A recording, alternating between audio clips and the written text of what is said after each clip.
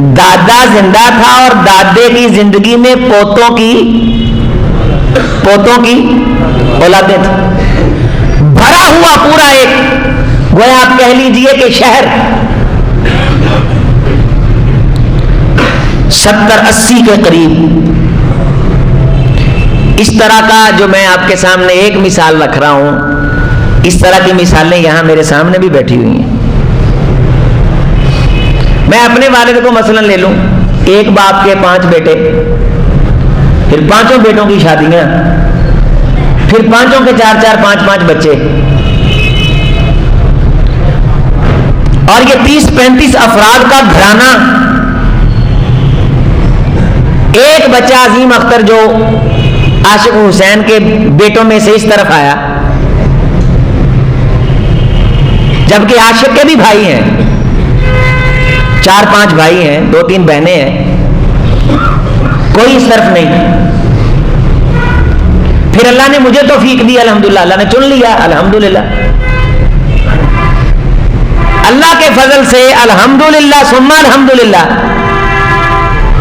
इस फकीर ने 10-20 नहीं, सैकड़ों बच्चों को दीन पढ़ाया, अल्हम्दुलिल्लाह। 10-20 नहीं, उस पाक परवरदिगार की तौफीक से सैकड़ों बच्चों को। यहां हमारे हाजी साहिबान बैठे हैं, हमारे गांव के लोग बैठे हैं, ये मेरे भाई फौजी साहब बैठे हैं, आप इनसे पूछिए इनके बच्चे किससे पढ़ के आए हैं। मैं इतरा नहीं रहा, मैं अपनी तारीफ नहीं कर रहा, मैं ये कह रहा हूं कि अजीम अख्तर आपके घर में क्यों नहीं होना चाहिए। मेरी बात साथियों को समझ आ रही? सारे मेरे भाई मुझे जवाब दें। अगर आपके घर में भी एक अजीम अख्तर होता तो कितने लोगों के रुख सवारता। मेरे भाई मेरी बात सुन, मैं हालत ईमान में मरूं, कमी कोताही अपनी जगह पे, मेरे जरिए से जिस तक दीन पहुंचा है, जब तक वो दीन का नाम लेगा मुझे सवाब मिलेगा, मेरे बाप को सवाब जाएगा, मेरे दादे को जाएगा। और जिसने, मैं इन सफों पे बैठ के मैं पढ़ता रहा हूं, जिन लोगों ने खर्च किया उनको जाएगा, उनके बाप दादे को जाएगा, उनकी नस्लों को जाएगा। एक हाफिज कुरान थे हमारे गांव में, मेरे यहां आने से पहले, फिर 20 हाफिज कुरान नहीं हुए, बल्कि दरसे निजामी करवाई। वो गांव जिसमें थोड़े से इस मकतब के लोग हैं, थोड़े से इस मकतब के लोग हैं, ये पिछले दिनों 6-7 बच्चों ने माशाल्लाह 7 साल दरसे निजामी उसी गांव से मुकम्मल किया, जो उस गांव से यहां आके हिफ्ज करके गए, फिर कुछ फैसलाबाद में हमारे पास पढ़े और जामिया सल्फिया से फारिग हुए। जिन्हें घर जाके उनके वालिदैन को कहा, ये मिंबरों मेहराब पे खड़ा होना उनके लिए रहनुमाई बनी। कई बच्चों को खुद जाके दाखिल करवाया, अल्हम्दुलिल्लाह। और मेरे कितने साथी यहां बैठे हुए हैं, मैं उनका हमेशा शुक्रिया अदा करता रहता हूं, मुझे नाम लेने से रोकते हैं। जो सालाना मुझे पैसे देते हैं, मैं उन पैसों से बच्चों को निसाब की किताबें खरीद के देता हूं।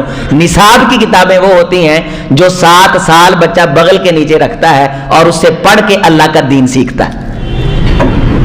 और जब उस किताब को पढ़ के वो अल्लाह का दीन सीख लेता है, तो जब तक वो अल्लाह का दीन बयान करता है, ये किताब देने वाले के लिए वर्रसा मुसाफन, आखिरत संवरती रहती है, आखिरत बनती रहती है।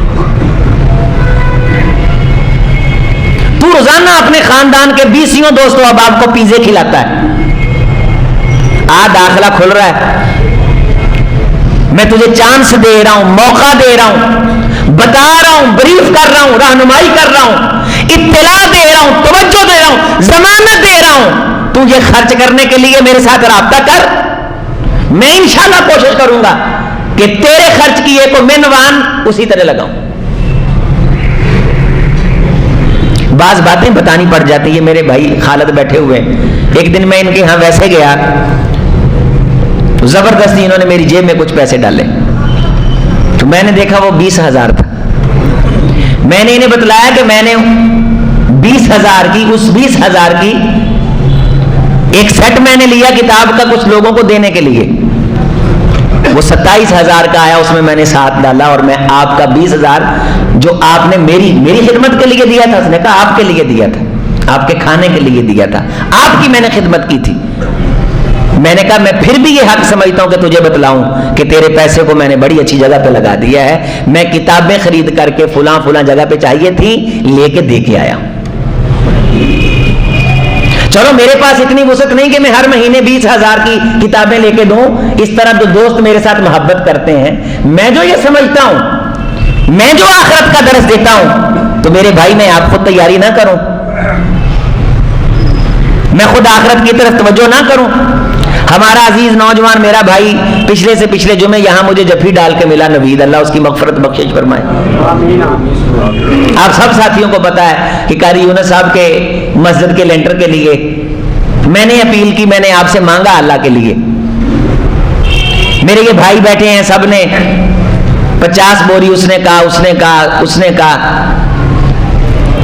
तो 3 बंदों से उसने अकेले ने राब्ता कर लिया। तो यहां मुझे बैठा कहने लगा कि मैंने हाजी अमीन साहब को कभी जिद के साथ कहा नहीं है, आज मैंने हाजी अमीन साहब से बोरियां लेके उठनी। चला गया, अल्लाह कबूल फरमाए। जो आखिरी दिन तक उसने दे दिया आखिरत के लिए, यकीनन वो अल्लाह के यहां पहुंच गया, अल्लाह उसे कबूल फरमाए। बाकी जो रह गया वो रह गया। वो बड़ी जल्दी जज्बाती भी हो जाता था, मुतासर भी होता था, नमाज की मोहब्बत भी आप उसकी अपनी आंखों से देखते थे। हमारे इकराम और एहतराम के अंदर बाज दफा किसी बंदे से लड़ भिड़ भी लेता था। वो हमारा चलता फिरता एक तारुफ था, हमारी शोहरत सादका का एक जरिया था। हमसे पूछो कि हम उसके लिए किन किन औकात में खुदा से दिल लगा के दुआएं मांग रहे हैं।